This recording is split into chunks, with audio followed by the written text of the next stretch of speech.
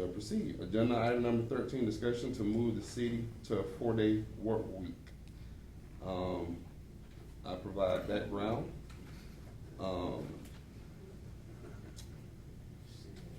As research keeps going,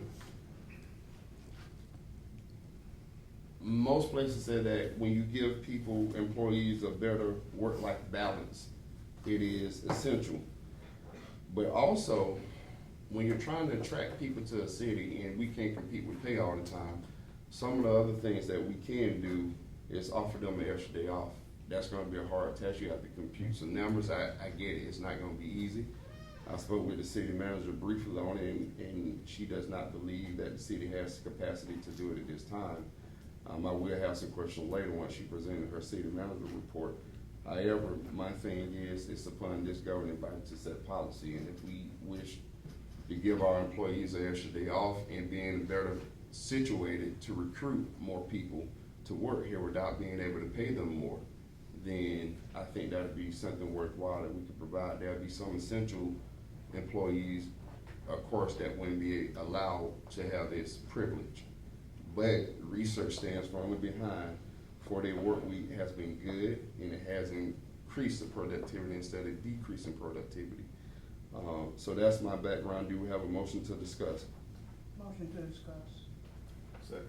It's been properly moved and second that we discuss the 4-day work week. All right, discussion is open. For clarification, sir, are we saying 32 hours paid week with benefits, or are we saying 32/40? Work 32, you get paid for 40. That is not my job to span out. That is the finance director, city manager, and other department personnel job to figure that out based on the state law in conversation with the city manager. I am saying that I think it would be well worth exploring and implementing at some point that will allow our employees to have a better work-life balance. We have the staffing to participate this at this time. I think we can move towards that. I don't know. I don't, believe it or not, dabble in what goes on in a different department, because when I go talk to somebody, lies come back saying I said one thing versus the other thing. So I as much as possible, I don't talk to staff or department heads in that way. But that'll be a conversation. But I'm very, my point is, it's the governing body's job to set policy, and it's the city manager on down job to implement that policy. Now, if they come back with something that's saying, well, we can't do this because X, Y, and Z. The problem is I've been bringing this over 6 months and I haven't heard back or longer any concrete things and why that can't happen. I asked for a report, that has not happened. That's the way I deal. That's the way places I've been and I work, you get something in writing, not just saying we can't do it, especially when you sit in a certain position. So, Sir, my reason for saying this is that years ago, they tried that work at my place of employment, like 32 hours per week. where were you employed? Chris Regional Hospital at the Okay. time. And they gave us 32 weeks, but I was called in the days I was off every day, so you're gonna have the redundancy, the staff gonna be making overtime. I mean, although I was salary, I didn't get paid for the time I would call back. But other staff will be on call, and that means they're gonna double time and half, coming back. So I was just curious. I can see that. The only problem is a hospital, because I worked in one for a year and a half too as a social worker, same as you. That's a totally different type of business. That's a totally different type of business than the city. But I do understand. City manager, I believe you had your hand up. Yes, I just wanted to state that during the department head meeting, we did discuss a 4-day work week.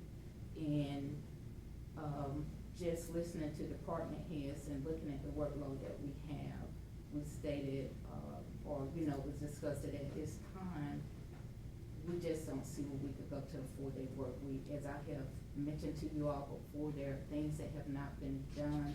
You all get complaints about the backflow preventer, and these are things that, previously should have been done, but they were not done.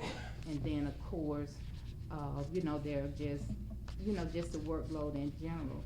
We all would love a 4-day work week, but I also think at this point in time, based on the workload and also making sure we provide a service to the citizens, you know, to be here when they need certain things, we look at that as well.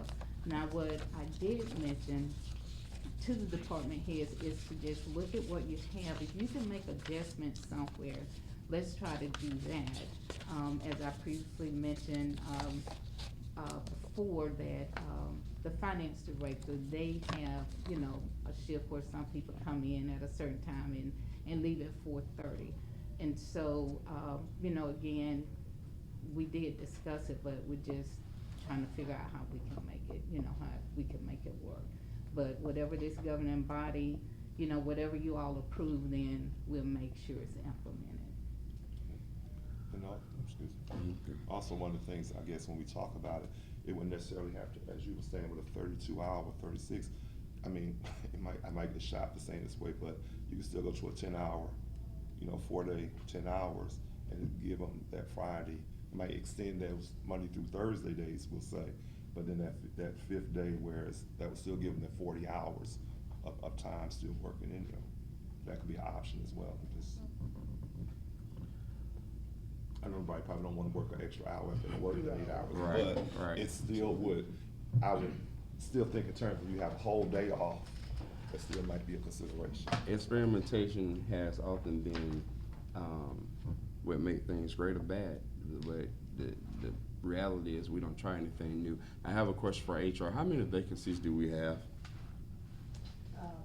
It's in the report. Yeah, but I want a number for her. I got the report in front of me, but I'm asking her right now. Do you know? I don't know that. Okay, so it says 20. In the majority of the vacancies, police departments everywhere are struggling to hire people. We get that, and they'll be part of the central staff. Public Works is the second biggest, and those are our two biggest robust departments anyway, as far as employee. I tend to think sometimes counterintuitive to the traditional thought.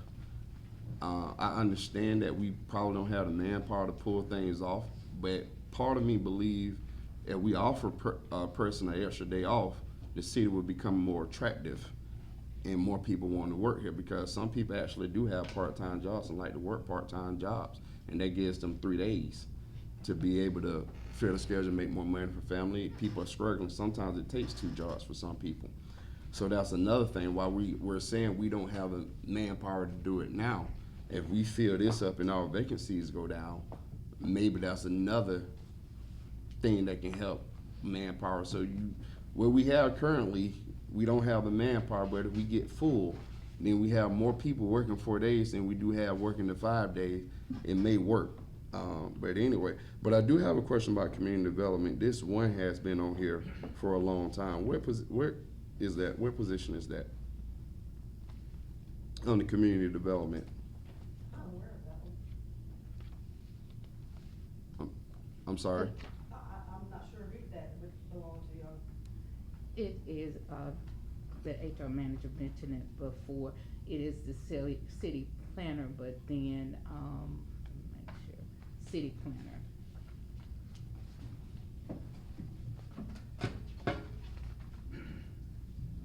Yes, that is the city planner position. Okay.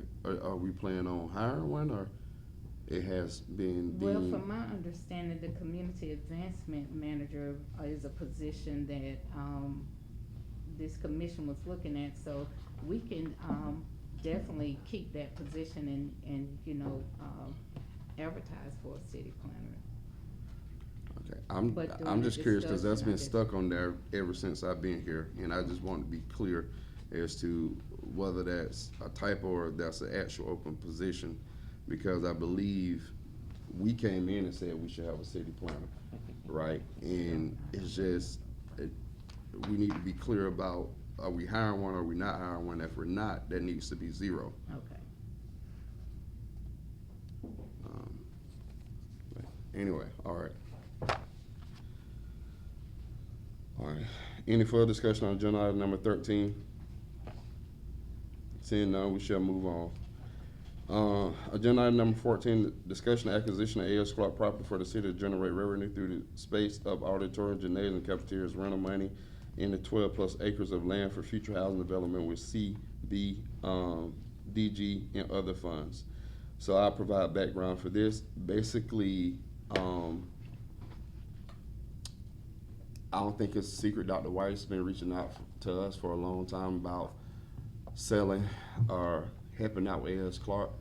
That is a historical site, historical school building that he has done the best he can to preserve. And I think it would be an advantage to the city to seek it, they acquire it and use it for future development and target it, even if it's a area or sectional master plan to use for that particular area. It's already housing in the area, behind and on the side with the across from Reed Park there. And then that's also, and I understand that's maintenance and upkeep costs that will also come with the revenue as well, but we're booking out the community clubhouse all the time to the point people call in, there's not any more space for them to use as well. And I do remember last meeting, people talked about how much the fairground charge. Being that the community clubhouse is way small, I don't think we can improve costs to the same level that people charge at the fairground. But if we acquire something to the size of this, I do think then we could charge amounts similar to what the fairground charged. If we were to acquire it, it'd be an upfront investment, but I can see over the years the city getting the money back. And then when we're talking about future housing needs and things like that, that's a lot of land to develop on. It's a great opportunity. So that's why I put it on the agenda for this commission to consider. So do we have a motion to discussion? So moved. Motion to discuss. All right, so then both of y'all moved, so in a I second. second him. All right, been properly moved and second, that do we discuss the acquisition of A.S. Clark property? All right, open for discussion? My question is, sir, is it for sale? Yes. And are we talking about funds for 2024, 2025 for the purchase of this, or how are we talking about financing this one? I see you see CBG and other funds. Well, I'm talking about a larger commitment to that area. Purchasing it is many ways we can purchase, like you said. It's different things we can do, bonds, pay for it outright, whatever. I wouldn't recommend a latter, but once we're acquired, there's a lot of acreage that we can use for further development. And since it is for sale, do we have what they're asking for this properties? We'll have to get with Dr. Whitus on that. I don't want to quote a number that is not the case anymore. So we'll have to get with him and ask for specifics, because it may have went up or down. I know what the number is in my head the last time I spoke with him, but I don't want to put that number out there. Chairman, Yes, sir. so I say like we did with the earlier item, until we get all the information, and we move forward from this agenda item, All right, until we have all the information. all right, any further discussion? Chairman, I just know we approved a negative budget, and we gotta have the money. You gotta come up with a plan before we can obligate ourselves to this kind of money. With a negative budget, we already looking for money. And this will put us in a financial tight unless we have a real good plan. You know, Commissioner, every time there's development or something about doing something you're opposed against, you bring up the money. I sat through the GMA training, a entrepreneur-friendly work session. And part of that is not one city, take the city of Rome, for instance, that had about 7 to 10,000, now almost have 40,000. Just like business, there's an element of risk. You do everything you can to eliminate as many risks as possible, but we gotta grow. We gotta do something. We gotta do something different.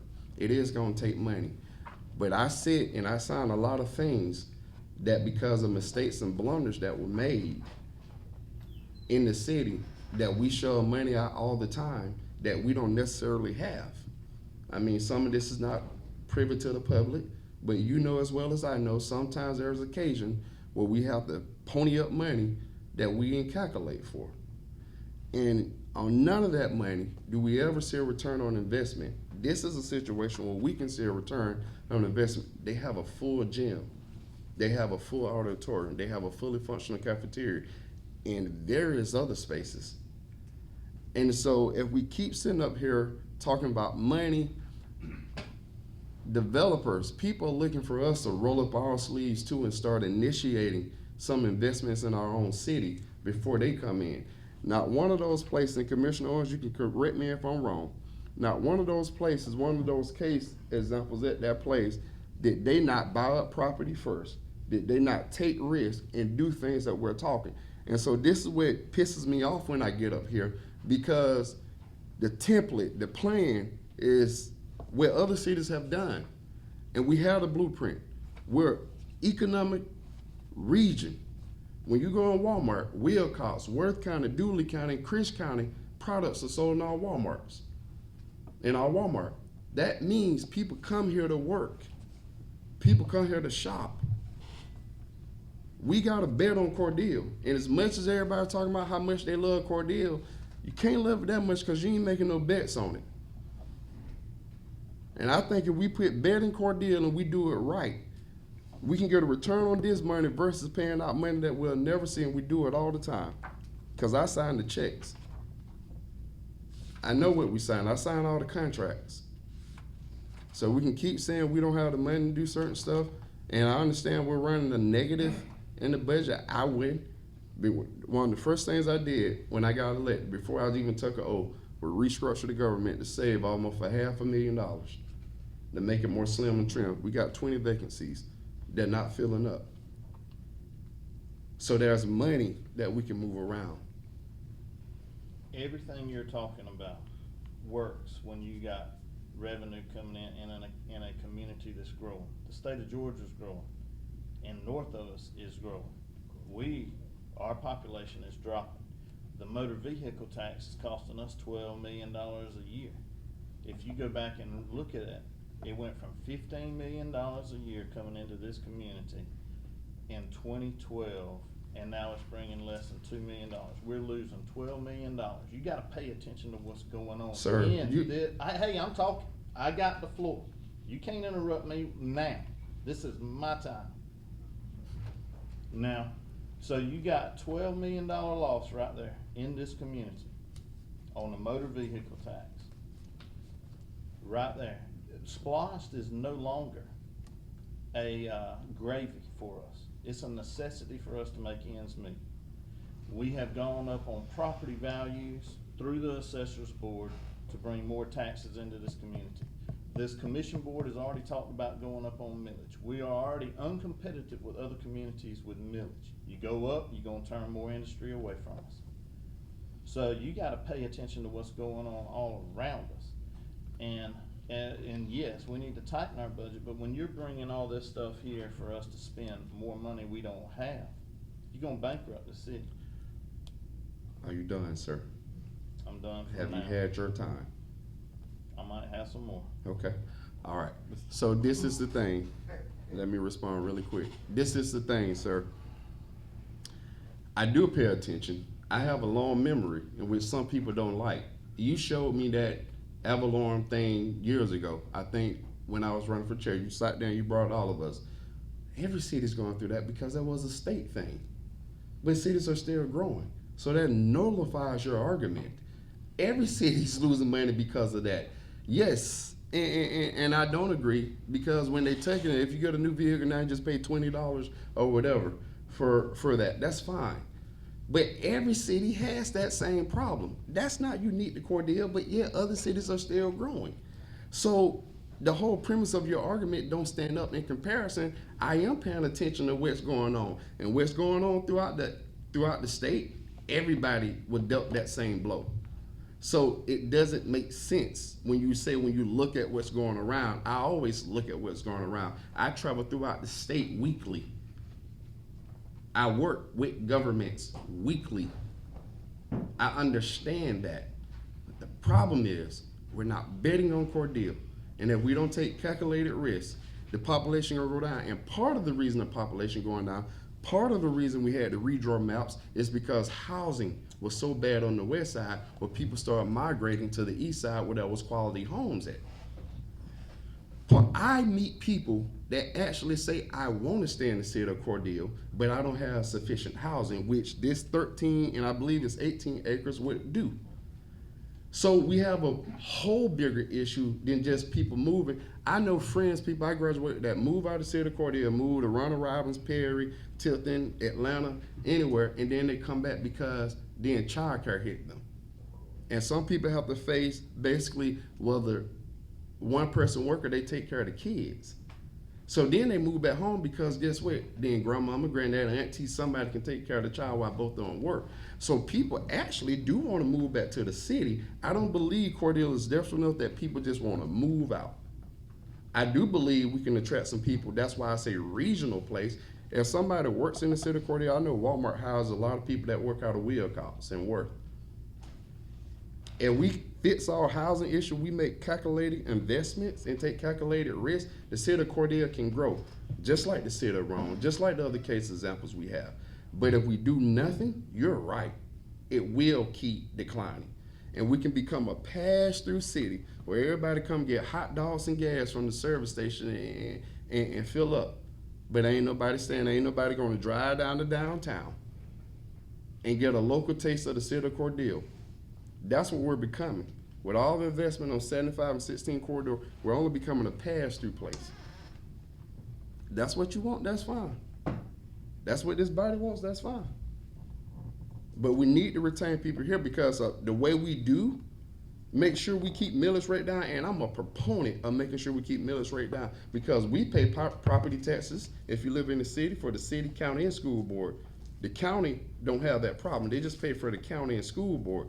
So I'm not a fan of raising millage rate, but if we don't increase the tax base, we're gonna have to do something. And the way you add to the tax base is you add people. But when we sit here and do nothing, we don't make investments, we're not gonna add people. So at some point, I heard the city manager say during the budget workshop that we gonna have to figure out the millage rate soon, but she didn't wanna do it during the election year. I'm not up for re-election, you and Commissioner Shepherd is. That's the best and right thing to do. That's what Doherty County had to do. I don't play to elections. I tell people all the time, well, the people want to re-elect me when my time's up, that's upon them. I don't care. I'm not going to play to election like most politicians. If we need to raise the millage rate to do what we need to do, we need to go ahead and do it. Because when you drive roads, when you stop at a traffic light and it's working, when the police go out to a call, all that takes money. And unfortunately, you have to pay for it. We're paying, when you're in the city of Cordele, you're paying for residency almost. That's the way tax work. To be a citizen of Cordele, the good thing about taxes, you can't move nowhere else and not do the same thing. So I do look at the bigger picture, Commissioner. And the bigger picture is we got to do something different. And I'm done. That's my second round. You get one more if you like, and that's it. I just want, I Mr. Chairman. didn't, where's that at that I only get 2 rounds in anything we have, so, I mean, where's that in writing? But anyway, We do have 2 minutes. 6, We got 2 minutes per the commission. state of Georgia is a point of destination tax state, meaning taxes are collected where you buy the product. So larger municipalities are doing better with that motor vehicle tax. There's a large number of cars bought outside of this community and the taxes are collected there. And that's where they stay. They don't come back to us. The point of destination where you make that purchase is where everything happens. That's the same with lots of products that are grown here in this community and distributed. We don't collect tax here, we collect it elsewhere because of what it is. Now, we are transient. All our growth is mainly transient and not locally based. We've only got, out of all the growth we've had, everything's targeting transient people, which helps our tax base. But the bottom line is we have a negative budget and we don't have the money to spend. Well, that's when you look at doing something different in the government. Sir, my observation from you is you stick to one thing that you know.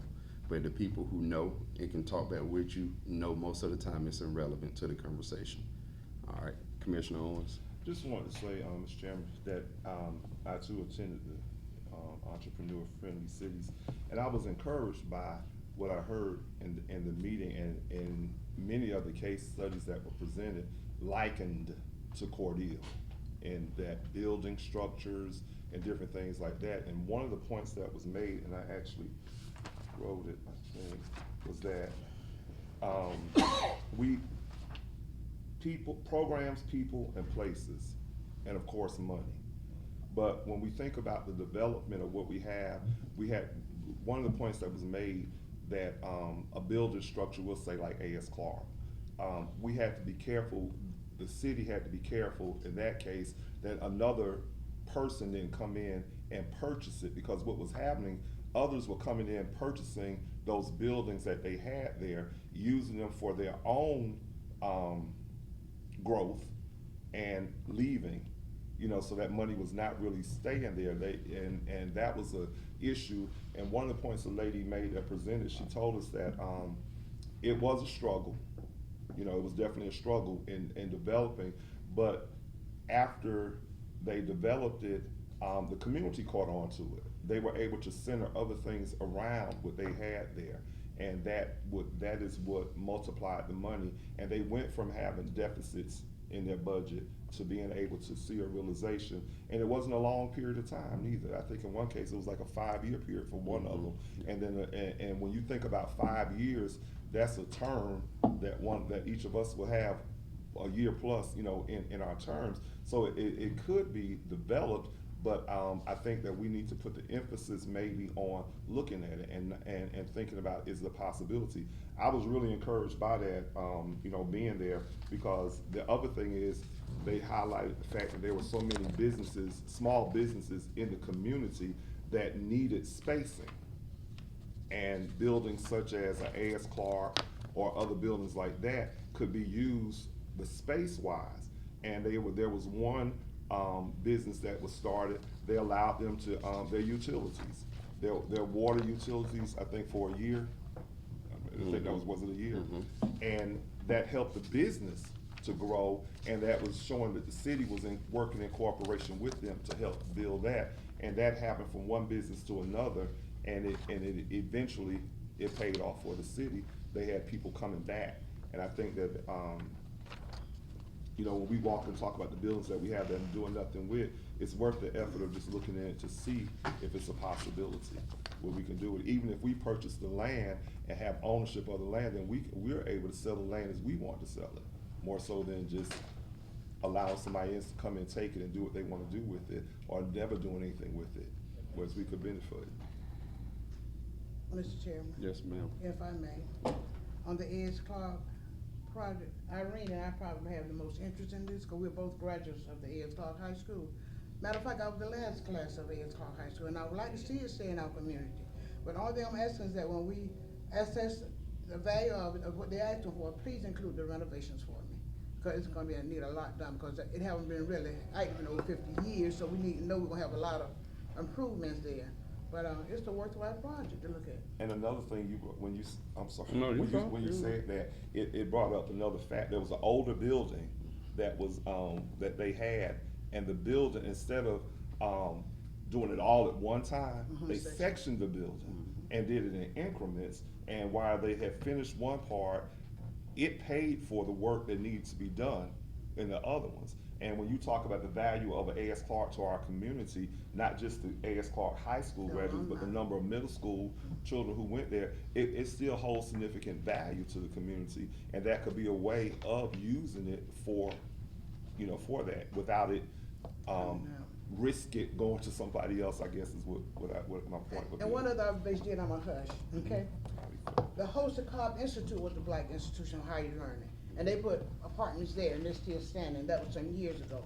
Host Cobb was a private black high school here in Cordele. It closed in 1962, and they built Host Cobb Village, and it's still standing. So there are some, positive aspects that we can look at, especially in housing in Ward 1. Yes, sir, I agree with you on that. and I don't remember the city, because it was 5 cities that presented to us at that point. But one of the things that one city made was that they, with a private entity that owned it, they went and negotiated with them, presenting them why it would be better for the city to hold on to it, and the seller actually lowered the price for them to be able to purchase it. So that there, that might be another option, what I'm saying, as to what we could do with it in order to. And then we'll say this, I ain't see if we can gonna say- set up an arrangement so they can tour those who haven't seen the building, tour that building. Well, I'll say this, the thing I kept writing over and over doing that training is, for Cordele to grow, the state government gives us a large toolbox with tools in it. And the city of Cordele is really only using a screwdriver. There's a plethora of other tools that's in that toolbox. And the city of Cordele is just pulling out that one screwdriver, the majority of the time we use it. That's what I kept wrote over and over with the 5 people that spoke. I was like, God, Yeah. you have this tool, that tool, that tool, and we just still, that's a nail, we taking the back of the screwdriver, knocking it down. And then that was that. So, The why, the how, and the but- resources. Mhm. That was that overview from that part. Exactly. What you just said. But we should move on. Agenda item number 15, mayor form of government for discussion. Very quick, as you all know, I don't believe we're operating on a democratic principle, small d democracy, because there's been too many power delegated away from who the people elected. And I believe the remedy for that is a strong mayor form of government. That will allow the people to elect the person that runs the actual city. Because right now, we don't have that. If people talk about consolidation. The city of Cordele is already consolidated. This government body over years, even before the majority of the people gotta have delegated their main authorities to other groups. And it's not taking away partnership, but it's actually leading. And so, the only thing that I can come up with to remedy that problem, and people actually, when they vote, they get some things that they want, is to elect a strong mayor form of government. Do we have a motion for that discussion? All right, seeing none, we should move on. Agenda item number 16, discussion equity and lending ordinance. Equity and lending ordinance background is, for the most part, to make sure banks are not discriminating. Other cities have passed this ordinance before. When we put money in a bank, because banks hold millions of dollars of city money, we make sure that they're not discriminatory towards loans and interest rates towards people if they're similar and their characteristics of lending are similar, where they will give us a report to make sure that they're not discriminatory in giving that money out. So do we have a motion to discuss? So move. All right, seeing no second, we should move on. Dies for lack of a second, agenda item number 16. Agenda item number 17, discussion hiring a small business development manager. Background, I put it on the agenda because I think it is needed, especially after sending the entrepreneur friendly. I actually had this coming in, was one of the things I put on for a new department in the city. And after sitting there in that workshop listening to things, I think the city would definitely benefit from doing that, hiring such a person. So that's the background. Do we have a motion to discuss? So move. By the sounds of silence, I believe that died for a lack of second. We should move on. Agenda item number 18, discussion of placement of the community development manager on the community development department. Background, I put it on the agenda, and the reason I put it on the agenda, because I do not believe that, well, let me restate that in the positive. I believe that a community development manager should be placed on the community development department. Based on everything the duties I've seen that they'll be dealing with, it just makes better sense. It aligns with what they'll be doing, to be under community development. For the life of me, I don't understand why it is not. So that's the background. Do we have a motion to discuss? Seeing none, we should move on. Agenda item 19, discussion to Reallocate William Park funds to fund the playgrounds, outdoor skating rink, food truck park on the west side near 13th and 24th Avenue by the old Nance store. So basically, I've looked at that spot for a long, long time, growing up around the area, living in the 24th project and also on MLK over there in the trailer parks. That area needs to be redeveloped. And a lot of people are asking for a skating rink, which we can't make a developer or investor come in and do a skating rink, but there are some things we can do with city funds and city things that we can do. Also, food trucks are becoming big. If we're able to use that building, buy that building and actually use it as a hub, so to speak, for food trucks to come in, that'll at least give the kids something to do on the weekend in that area where we seem to be having the most crime and different things. If nothing else, we know where most of them will be on the weekend, and so it's easier to control as far as that. So as far as only being interested, and I had a conversation with a citizen about William Park who disagreed whether we should fund it or not. And the thing I relayed to her was, they're not billing William Park, or we not, I should say, for city residents. We're billing for people to drive in and do different things. Again, the transit ideal, but I do believe you should invest with what you have right here as well. So that's the reason I want to reallocate the William Park funds to actually funding on that side of the town. Do we have a discussion? Do we have a motion to discuss? Second. All right, probably move the second that we discussed. Agenda item number 19. Open for discussion. My question would be, as we talked about it as 12, first of all, is this property for sale? Well, being the city with the powers, everything's always for sale through the power of eminent domain. So, and then it's not being used or utilized. So, from a city perspective, it's not really, yes, it's always for sale when you can, courts have held up time and time again, if you have a compelling interest to develop economically, it will be held up that we could acquire it. So do you know who owned the property? I do not know who owned, I know who owned the properties over there in general, but again, that can be found out through the tax office. So we're talking about buying some property, doing what we wanna do with it, and we don't even know who the property owners are. Well, this is the thing.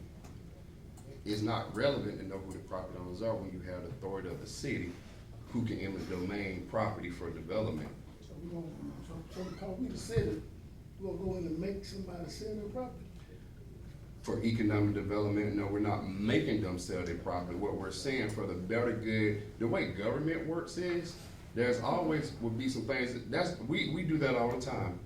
Any development that come, well, I wouldn't say we, cities do that a lot of the times, or what have you. It's not making anybody sell their property, and you have to actually pay them constitutionally with market value.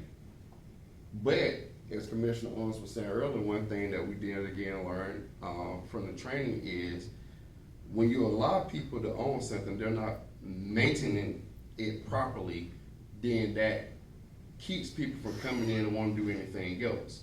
And some cities have adopted the attitude is, if somebody else, first of all, the number one thing, correct me if I'm wrong, they say you gotta have a plan and purpose. So I'm not leading with just taking property first, I'm leading with a plan first in this, that will develop it. And that's just what governments do.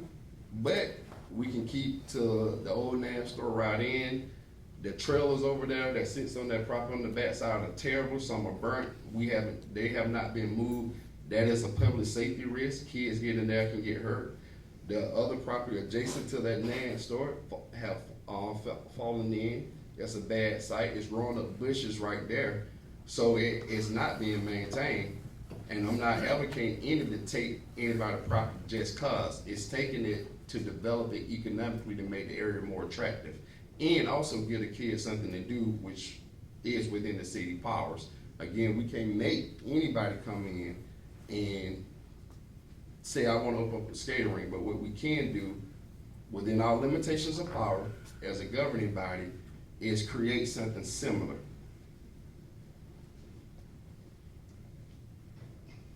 Any further discussion? Yes, ma'am. the thing is the location, you just specify one area according, when you got the whole city according the youth department. If we're gonna do something for the youth, I think it needs to be a centralized location to all, accessible to all children, all youth. Not just a specified group, like, 24th, what about downtown for the area, instead for everybody to come to the same location in the general area, we're gonna, present something. What open land is there downtown to present something like that? What of the land is over there on 24th? The land that's right here on this agenda, that is open. Because you got 2 abandoned trails right there, you got 2 abandoned buildings right there. And that's enough land to hopefully, create such a thing. That's in Herman's on trailer park, I think, if I'm not mistaken. Again, they don't have to sell it to us by the power of eminent domain. I know. So, but the thing about it, when you talk about Central, as a social worker, one of our sentiments of social work is that we look at communities and we look at the harm, and our job is to advocate that harm. That's what a harm is. That's what neglect is. When you look at the resources, when you look at housing, when you look at issues. So I'm all for centralizing things, but the problem is, when you go past 7th Street and beyond, there are different problems. So this is not only about economic development, it's also a problem of answering to harm and neglect that's in that area. And so when you got the project basketball court, then you have that one. Now you got a hub for kids to be able to walk a block or 2 and have things to do. And the housing authority, I met with them when I first came in.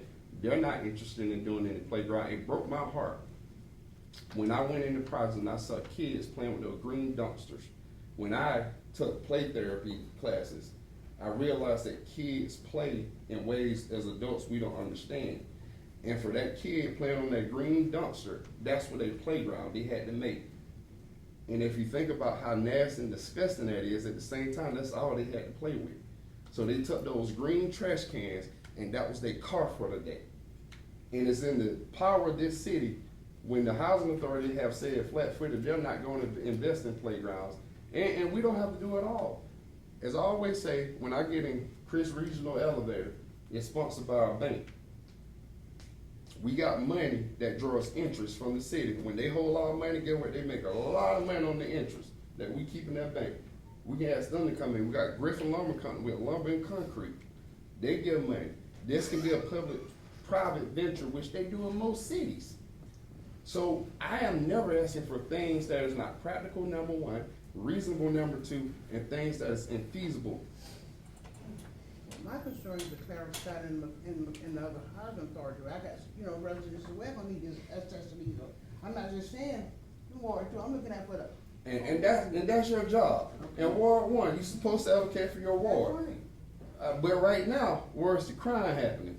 Everywhere. Now, Everywhere. if I pick up that city phone, I got a call the other week saying someone shot at somebody's house in Ward 150 times. I wasn't in town when I heard it. when I pick up that city phone, let me be clear of this. I don't care where it goes. Let me be clear of that. I don't care where it goes, but we need to do something. So I don't want to get into a rabbit hole about specifics where it go, but I know the first thing you do is present a plan. And what we supposed to do as a governing body, what we're doing today, a little bit more effectively, is deliberate on these issues. So if this is not feasible, or this is not, the location not great for everybody, then we go and we break this down and say, well, let's look at this, let's look at that. But you start somewhere. And with the county, with the recreation, will we bond with the county for forming this organization? I mean, this. I don't care how it gets done. I'm kind of confused about, I know that was some plans, Irene, you let me know if I'm wrong. There was some plans to do some work, add some more homes to where they was, mobile homes are at on 25th, yeah. Yes, it was, but I don't know what happened with the funds. You don't know what happened with the No, phone? because that was in comments on. Okay. How long ago was that? Year and a half so ago. Exactly. Okay. Exactly, so that was their plans to come in. I know they actually purchased land from lot owners. They purchased that land, and those people relocated. Go ahead, Cindy. The only thing I wanted to mention regarding the homes is, last year, if you all remember, in a report I stated that the undersecretary came down, and I toured that area with them. And so, during the pandemic, a lot of things were placed on hold. Right. And so, the empowerment group, they are having to start the process back over. And- Trying to develop. And if I'm correct, it goes back what to the chairman was talking about with decent homes, that their plan was to place decent homes in the area, all right? For, better living for the people in that, you know, for the people in that area, if I'm not mistaken. So, and this somewhat late, and I received phone calls. And from some of the residents in that area, and I say all, but just the phone calls that I received from looking over these agenda items. There are some residents that don't wanna bring, that crowd there, don't wanna bring, that amount of traffic through there. So it's, I think one of the first things we need to do is, first of all, is find out it's a property for sale, canvass the area. I mean, the food trucks, I'm with the food trucks, I mean, we've taken care of the situation with the food trucks, and with the property owner's permission, the food trucks can park there, right? Am I correct? Okay, I reached out to several people who has food trucks and have asked them to come there to that area, and they have declined. They rather be at the community clubhouse or, you know, somewhere in the downtown area. That's where they'd rather be. So, I get it, we need some things, but where I'm at is we're cleaning. The streets of Cordele, the west side needs to be clean. I talked with city manager this morning about some areas, some alleys that's in bad shape, but that's what we need. We need to be cleaned up. And once we clean up, after we clean that building there, that building where you're talking about, that right below that car wash, that building needs to be torn down. And I've asked about that building to be torn down several times. And when you talk about Williams Field, let me speak on Williams Field. I received a phone call, the city manager, you correct me, I received a phone call from some of the parents out there that practice, the Cobras practice out there at Williams Field. And I received a call that the grass had not been cut. We got out there and we cut the grass. And I did my own survey. And nobody had a problem with getting out of Williams Field. And you know where most of those kids came from? 95% of those kids came from the west side. EJB over here with that program. How many people you say you served? 43 families?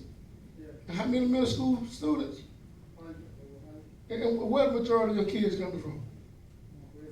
Okay, so that people, you know, it makes sense to me, and I appreciate you guys for what you do, as well as I appreciate Pip and the Cobras for doing what they're doing. You know, not depending on government for everything that we need has always been my thing. I'm one of those people who I believe in do for self. I believe in do for self. I understand that we got people that just can't, but I believe in do for self. Do for self.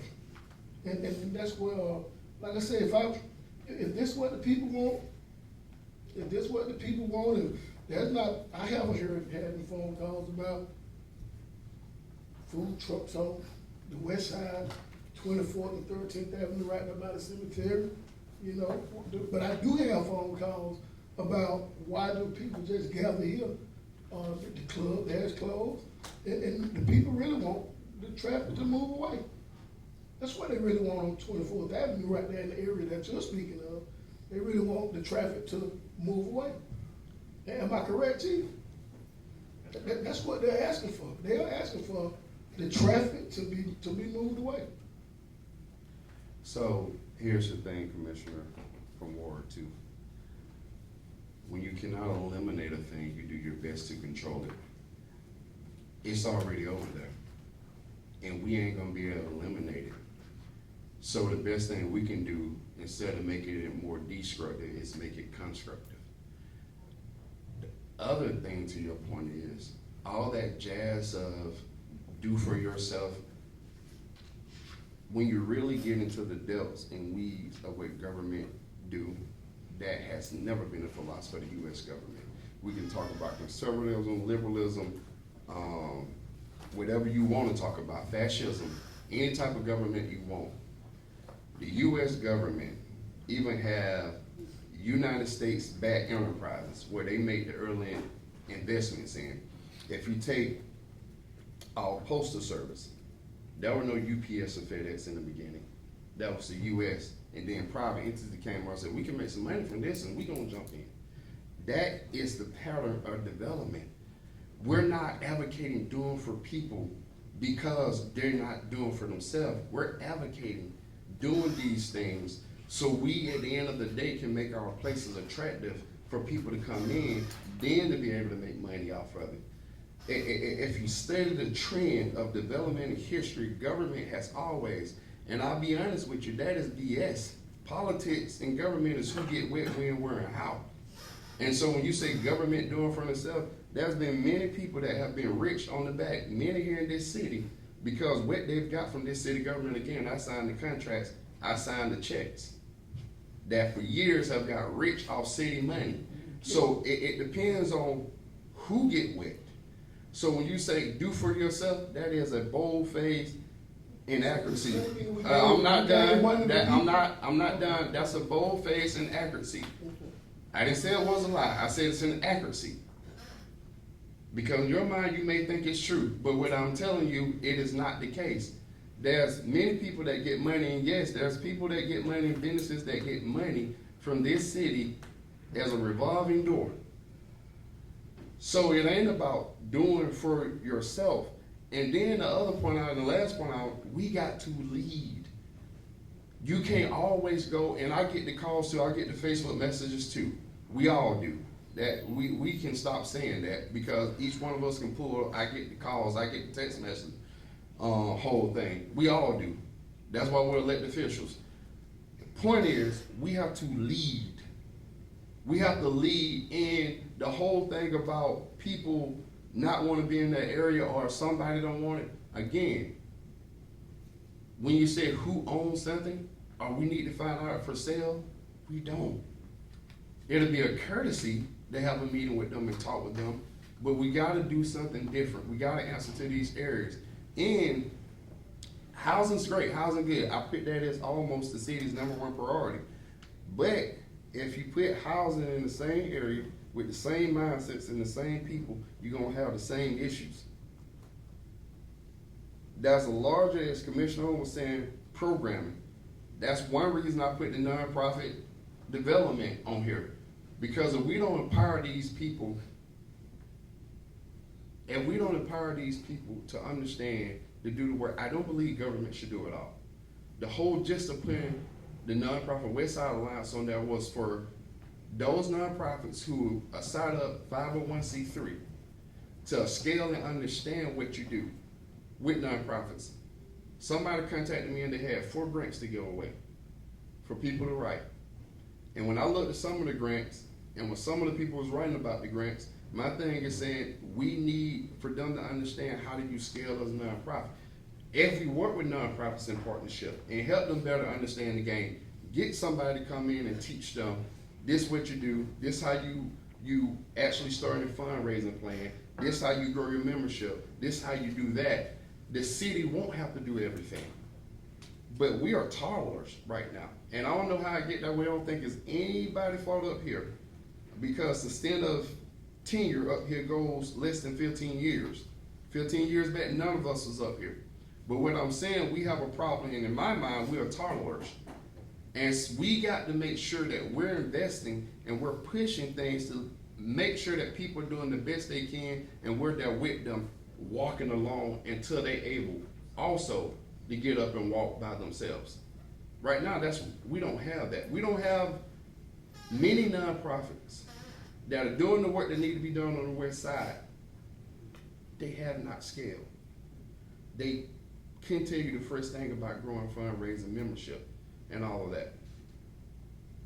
And so it is our job. If there's an issue in the city, it is encompassing on the city to help them do the best they can. And all won't make it. But if we're not putting anything in place to help people do better, then we're a felon. So this whole attack by government do everything, I don't believe that. But I do believe I'm a product of the Hope Scholarship. That's the only way I probably graduated from college.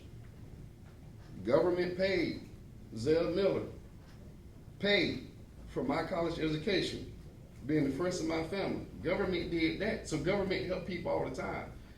But it's an interest that they have on the side of it. And we got compelling interest to invest.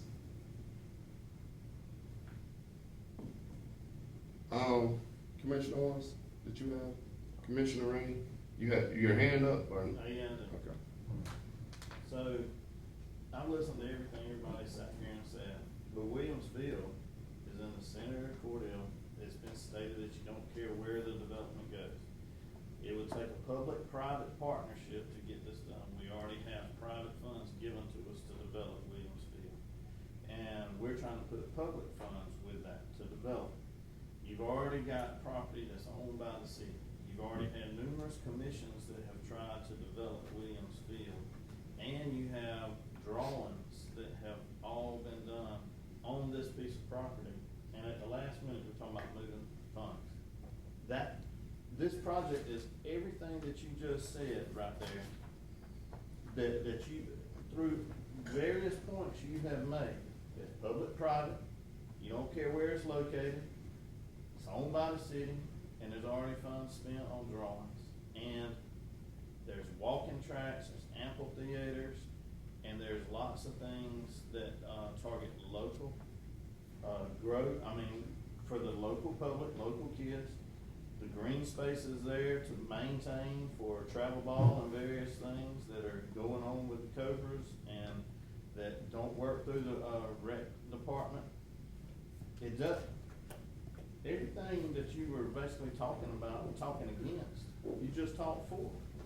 With one exception, it's not in the center of the city, Commissioner, from Ward 4. It's not in the center of the city. 7th Street, the community clubhouse, it's almost the center of the city. That is not the center of the city. And when you talk about the Cobras, when you talk about that development, that's a very close connection to me because I was the one coach with Coach Pip and Craig back in the day when they were still at the rec. And we led them young men who just graduated this year to championship titles. So I know that organization, I know where it started from, and I know where it is today. But I agree, but the problem is it's not accessible to certain kids. It's not the center of the city. So I don't care where it go, but Williams Park is not in the center of the city of Cordele. People have been going to Williams Park for years. It was already the old rec fields. They've been going to it for years. They're going to it now. So And, we developed this, where are the Cobras gonna practice? right there where they're practicing now. That's not in the plans. Have you looked at the plans? Yeah, there's a green space right there. That wasn't being tore up. And so we're gonna repair the green space when the cleats hit and everything. When you look at the plan That's that what lady came green up here. space is for. No, it's not. Go back and look That- at the plan. I promise you. No, I go, did. There's walking go- track. go and look then at it over here again. There's amphitheater. go look at it again. But what you're doing, when you're doing what you're talking about and you're bringing this up, there's tons of people out there wanting us to do something with Williamsville. And you got tons of people wanting to give money to develop Williamsville on a private level. You're destroying what they're trying to do. You're basically. I'm not destroying these it. people are gonna pull their I'm investment. looking out for where the neglect is. But also to that point, sir, when Commissioner Reed tried to intervene between the two of us when I got elected, we went to 16 East. You made a commitment and promise that splash money wouldn't even be used for Williamsville. And you went back on that promise. when we signed the 16 East, you said, I'm not for a splash money to be used on Williams Field. I said I'm not for SPOS money being spent on special interest projects. No, you period. said Williams Field. I said special interest Directly. projects because of what has happened with special interest projects. We gotta have infrastructure in here. This is 200,000. It ain't the whole thing. I went for a piece of it, not all of it. You So- went for a piece of it, not all of it. Yeah, I'm willing to go, we can't spend all of our SPOS money on a special interest project. And We'll I- neglect paving and the infrastructure And I get that. vehicles and everything this city needs to function. And But I I'm get willing that. to, try and get things going because there has been private money donated towards Williams Field since I have talked to you. Right. And I'm willing to go with what the public wants. But if it was all on the city's dime to fund Williams Field, then no, sir, I'm not right now because there's too many other needs. No, it was originally budget for Splash to pay for it all. When we got finished negotiating with the county, we had to cut everything. We don't And even know when- the total price. for Right, but Williams when you Field. when you go How back is it and budgeted when we don't when know you the total when you price, go man? back and look at the original Splash, when we went in, it was enough money to develop the whole thing. No, we had to make cuts to it. But the other thing to that point, sir, when you say the citizens of Cordele, you speak for a block. You don't speak for everybody. And the perpetual thing that keeps happening is some people, when they speak for a block of the city, carries the message as if they speak for all of the city. And that's not the case. That is certainly not the case. So keep in mind when you talking about you speak to citizens, then that's not all. Again, all of us hear from citizens. All of us hear from residents. So the thing about it is, you hear from your block, and that's fine because it's also closer to your ward. It's not in my ward. Closer. It's You don't not get the in my nuance. ward. Closer. It's not I in know my it's in ward. Ward 3. When I speak very technical. That's why I said closer, not in. I didn't use preposition, meaning I know it's not in your ward. But understand when you talk and when you speak, and you just said, I didn't go for the whole thing. I thought we vote together, but that shows just who runs this commission and who ideals get implemented in funding. You were talking about a private conversation with you and I. And I never made any commitment out here on anything. You and I talking, I was talking about my personal beliefs on things in our private conversation. As a You brought it in commissioner, here like I wasn't As a voting. commissioner, you said, I'm not for spending splash money on Williams Special Field. interest You said project. Williams Field directly, Special sir. interest. But Special interest. I think any further discussion from any other commissioner on agenda item number 19? Seeing none, we shall remove to the city manager's report.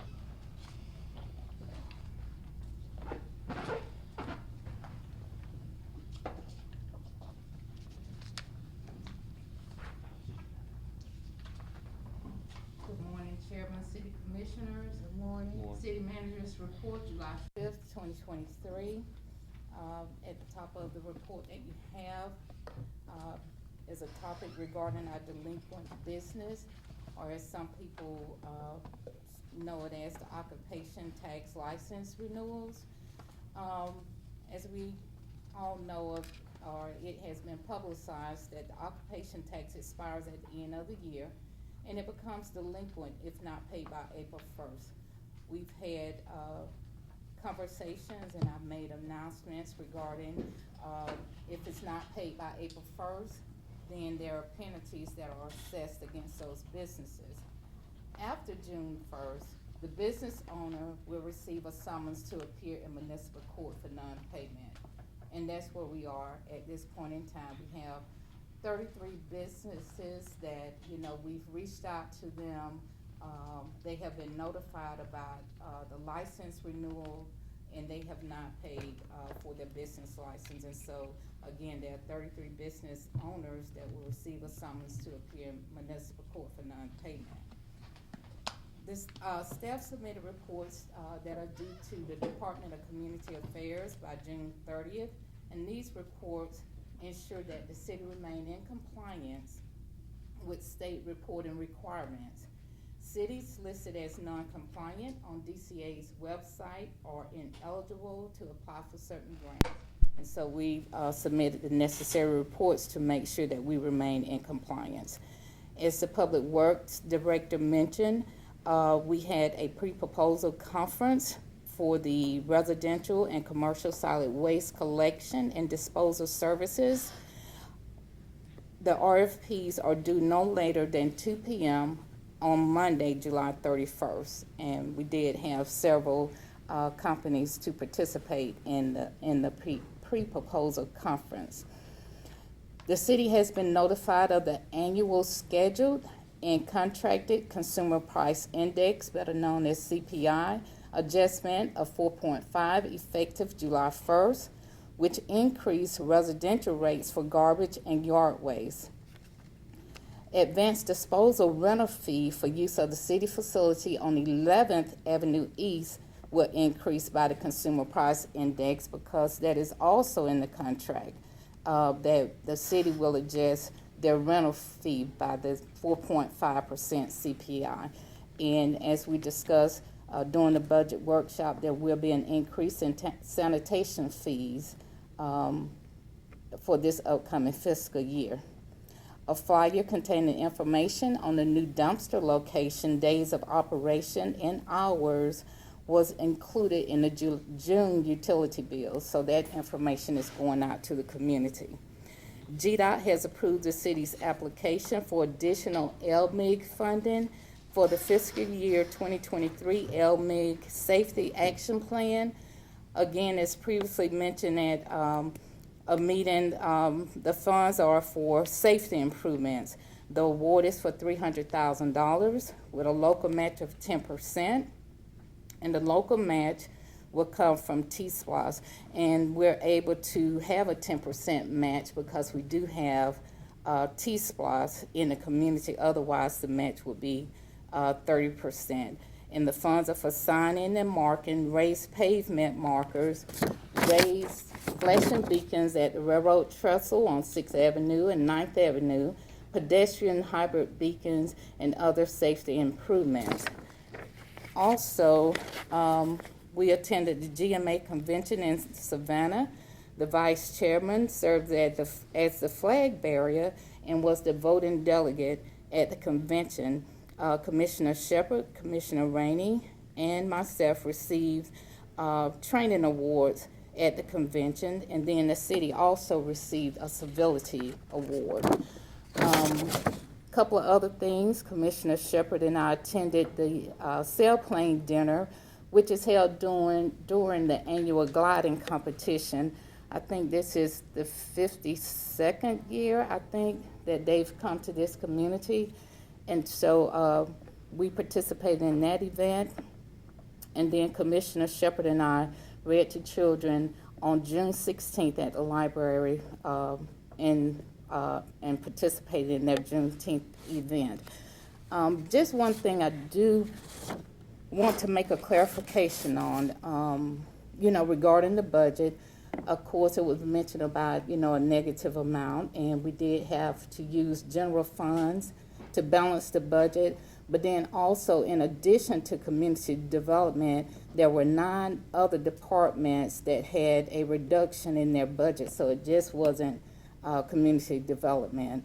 And so in looking at, everything that's in the budget as far as revenue, expenditures, we did have to utilize the general fund to balance the budget.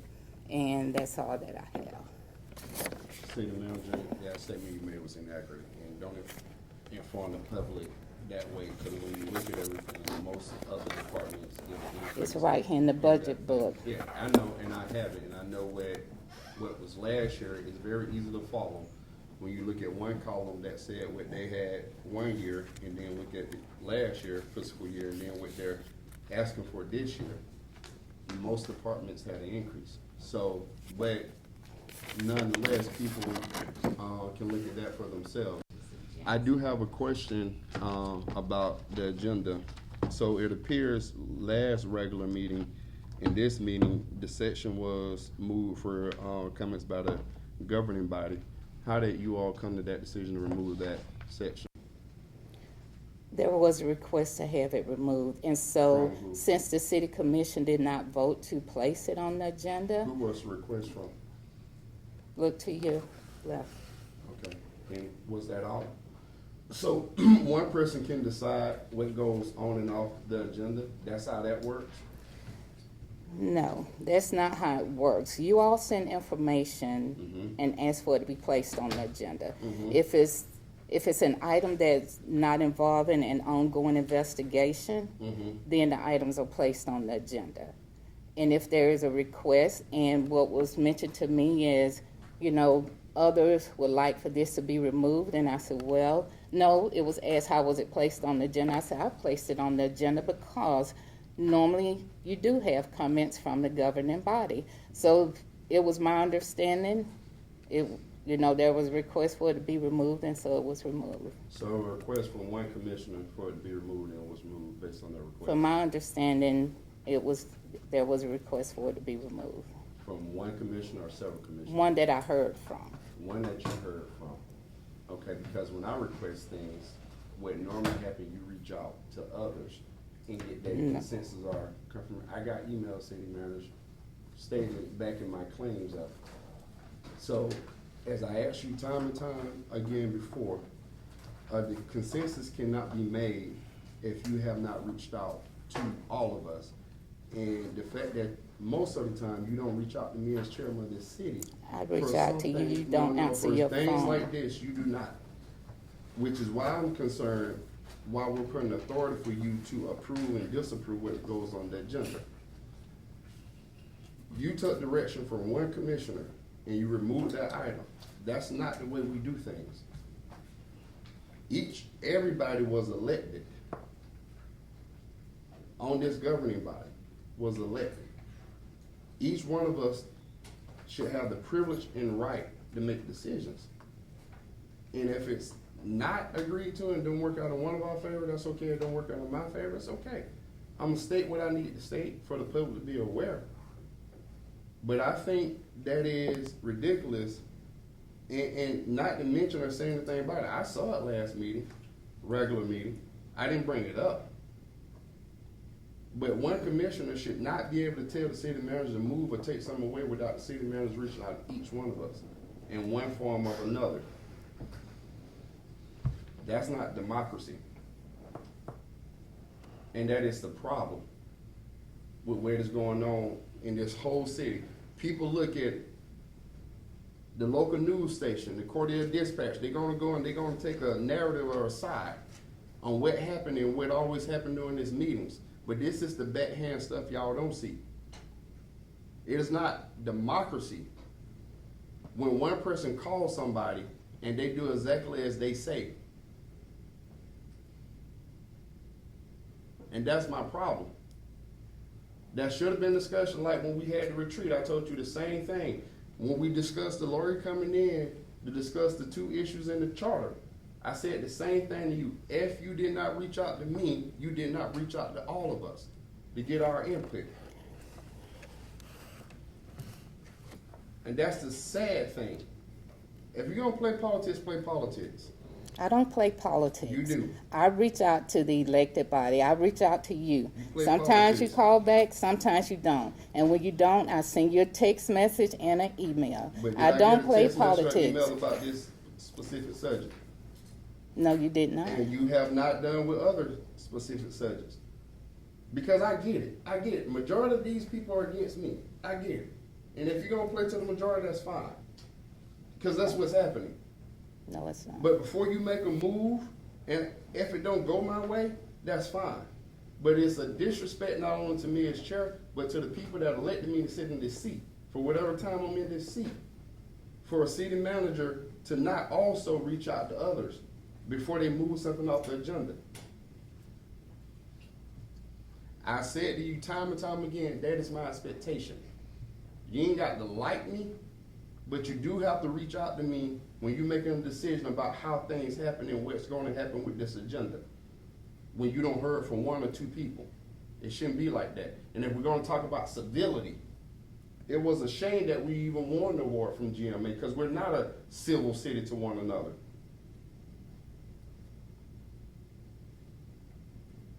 But I guess if you can type something up and make it look pretty, you can win an award. But my expectation is before you make a decision, one person shouldn't decide that.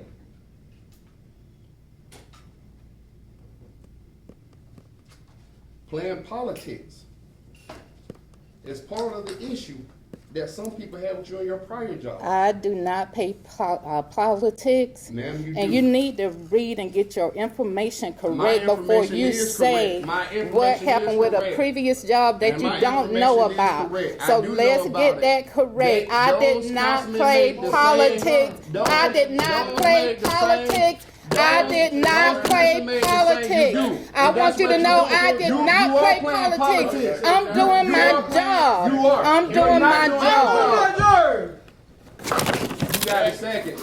Motion is second to adjourn. Meeting dismissed. 11:22.